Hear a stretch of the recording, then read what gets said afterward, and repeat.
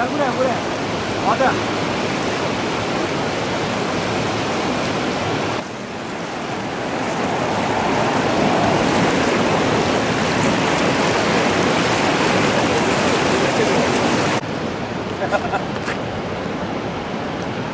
Oynasınlar.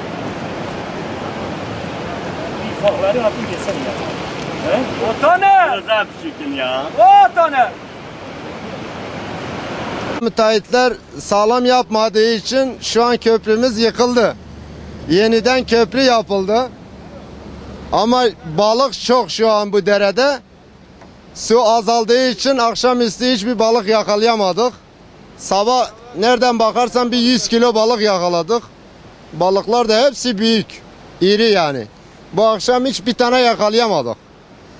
Maalesef biz üzgün eve gidiyoruz. Keşke sabah burada olsaydınız, sabahki manzarayı nasıl görecektiniz? En az her seferde 10 kilo, 5 kilo ile balık çıkarıyorduk. Ama şu anda yok. Sabah çok vardı burada. Şu gördüğün iki ağacın arasında. Oradan çok balık, güzel balık çıkarttık. Alabalık desen yani çeşit çeşit balık çıkarıyorduk burada. Ama şu anda yok.